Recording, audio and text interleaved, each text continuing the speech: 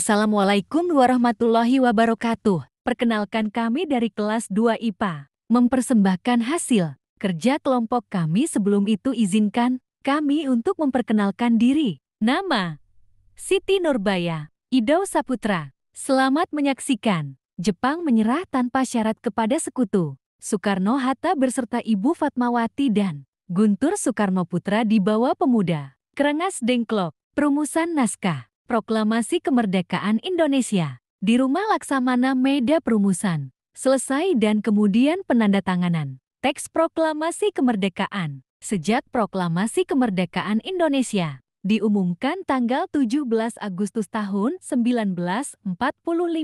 Nggak terasa negara kita tercinta ini sudah berulang tahun ke-77 kemerdekaan Republik Indonesia. Dulu tidak terjadi begitu saja. Selain kemerdekaan tersebut diraih para pejuang kita dengan penuh tumpah darah, ada banyak terjadi menjelang peristiwa kemerdekaan Indonesia sendiri maupun dunia yang turut mengaruh kemerdekaan Indonesia. Kira-kira apa saja ya peristiwa-peristiwa terjadi menjelang kemerdekaan Indonesia tersebut? Kita bahas satu persatu yuk. Fahami friend.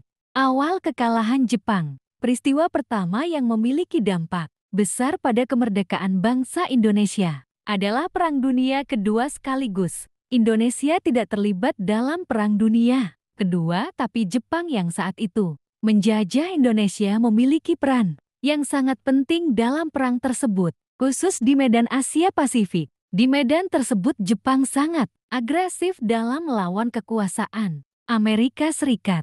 Pembentukan BPUPKI, tapi janji kemerdekaan yang dikeluarkan Jepang pada saat itu bukan janji mereka. Yang pertama soalnya pada bulan September tahun 1944, pada Menteri Jepang PM Taisho sudah pernah mengeluarkan janji kemerdekaan Indonesia. PM Taisho mengeluarkan janji tersebut agar rakyat Indonesia tidak melakukan perlawanan kepada Jepang. PM Taisho kemudian membuktikan janji dan memperbolehkan bangsa Indonesia mengibarkan bendera merah putih di kantor-kantor pemerintah. Pembentukan PPKI. Setelah Jepang memubarkan PUBKI, Jepang kemudian membentuk PPKI atau bahasa Jepangnya disebutkan sebagai Dokuriksu Jumboi Nakai pada tanggal 17 Agustus tahun 1945. Panitia PPKI ini memiliki 21 orang yang diketuai oleh Soekarno. Tugas PPKI pada saat itu adalah melanjutkan tugas BPUPKI untuk menyiapkan kemerdekaan Indonesia. Perumusan teks proklamasi. Perumusan teks proklamasi ini dilakukan di Rumah Laksamana Meida pada dini hari 17 Agustus tahun 1945.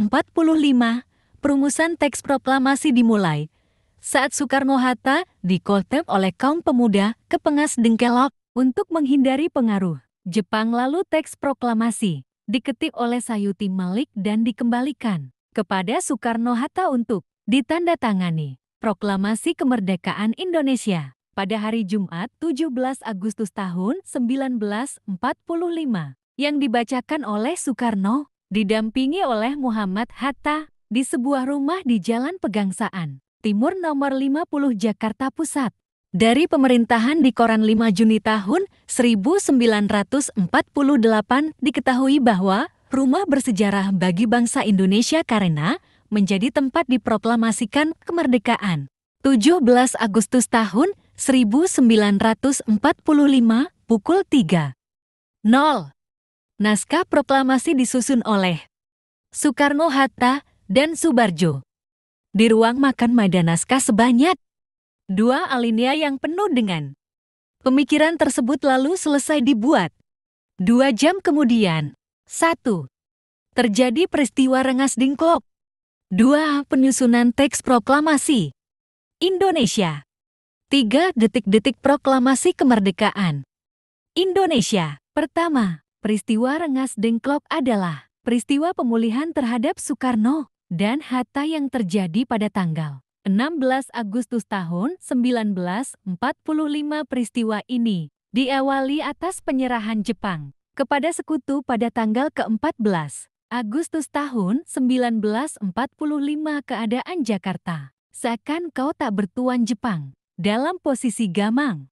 Sementara Republik belum terjadi. 16 Agustus tahun 1945 penculikan Soekarno dan Hatta ke Rengas Dengklok, para pemuda yang merasa tidak puas dengan jawaban Hatta kembali ke markas dan menyiapkan rencana baru, menculik Soekarno dan Hatta ke Rangkas Dengklok pukul 4.00. Dini hari raibnya Soekarno dan Hatta. Jakarta baik apalagi pada hari tersebut. Ada rapat pertama PPKI, kedua, penyusunan teks proklamasi kemerdekaan Indonesia ini dilakukan kembalinya Soekarno dan Hatta dari Rangkas Dengklok pada 16 Agustus tahun 1945.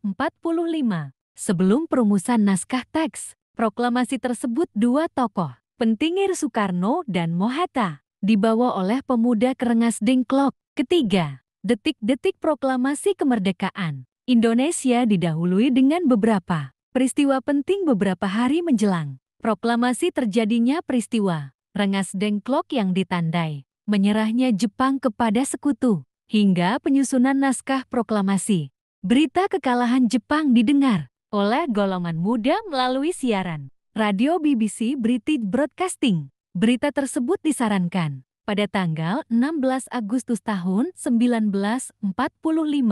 Setelah adanya berita kekalahan Jepang yang menyerah tanpa syarat pada sekutu setelah kembalinya ke Indonesia, Sultan Syahrir yang merupakan golongan muda mendesak Muhammad Hatta dengan secepatnya memproklamasikan kemerdekaan Indonesia. Meski demikian, unsur dari Syahrir ditolak karena proklamasi kemerdekaan Indonesia telah dipasrahkan kepada PPKI, Panitia Persiapan Kemerdekaan Indonesia. Namun golongan muda memiliki pendapatan yang berbeda. Yakin kemerdekaan, golongan muda beranggapan bahwa PPKI adalah organisasi yang dibentuk oleh Jepang walaupun anggotanya adalah orang Indonesia. Golongan muda ingin kemerdekaan Indonesia tercapai tanpa ada campur tangan dari pihak Jepang. Tujuan peristiwa Rengas Dengklok terjadi karena golongan muda gagal memaksa golongan tua untuk mempercepat pendeklarasian proklamasi kemerdekaan. Tujuan dari peristiwa Rengas Dengklok ialah untuk mencuri Soekarno dan Erasmo Hatta keluar kota Guha untuk menjauhkan adanya pengaruh dari pihak Jepang. Golongan muda khawatir bila kedua tokoh ini akan dipengaruhi oleh Jepang untuk menghalangi proses proklamasi kemerdekaan di markas. Peta di daerah Rengas Dengklok berada 15 km dari Gedung Gede. Hemat Subarjo golongan tua bersama Wilkana golongan muda di Jakarta. Kemudian diamankan di markas di daerah Rengas Dengklok berada 15 km dari Gedung Gede, Karawang. Sementara itu Ahmad Subarjo golongan tua bersama Wilkana golongan muda di Jarakota mengadakan kesepakatan untuk deklarasi proklamasi di Jakarta. Laksamana Meda mempersiapkan rumahnya untuk dijadikan tempat perundangan untuk penyusunan naskah proklamasi. Tokoh proklamasi dalam proses proklamasi kemerdekaan Indonesia melibatkan berbagai tokoh tersebut mempunyai peran penting. Bisanya peranan Latif, Heraningrat dan Suhud ketika proklamasi kemerdekaan Republik Indonesia pada tanggal 17 Agustus tahun 1945. Ialah sebagai pengibaran bendera merah putih. Selain mereka berikut tokoh-tokoh lainnya yang juga memiliki hadir pada peristiwa proklamasi Indonesia. Pertama, Soekarno. Bung Karno lahir di Surabaya pada tanggal ke-6 Juni tahun 1901. Ia merupakan tokoh yang meneruskan biologi Pancasila sebagai dasar negara ketika proses terjadinya peristiwa proklamasi. Kedua, Hatta. Hatta juga memiliki peran yang penting untuk kebersihan proklamasi. Ia turut menyusun naskah proklamasi bersama dua tokoh lainnya. Lai dan Soekarno mendatangi teks proklamasi, usulan dari tokoh-tokoh lainnya dan mengatasnamakan bangsa Indonesia. Ketiga, Mr. Ahmad Subarjo lahir pada tanggal 23 Maret tahun 1896, tepatnya di Kabupaten Karawang. Beliau merupakan salah seorang dari organisasi Panitia 9, yang ketuanya ia lahir Soekarno. Selain itu, ia merupakan anggota dari organisasi BPUPKI yang kemudian ia juga bergabung dalam PPKI. Ahmad Subarjo juga turut adil dalam perumus-perumusan naskah proklamasi. Bersama dengan Nir Soekarno dan Mohatta menjadi penengah pada saat terjadinya perbedaan pendapat antar golongan tua. Demikian atas partisipasinya. Semoga teman-teman bisa memahami apa yang telah kami sampaikan. Bila ada salah kata, mohon dimaafkan. Kami tutupi. Wassalamualaikum warahmatullahi wabarakatuh. Jangan lupa like dan subscribe ya guys. Terima kasih.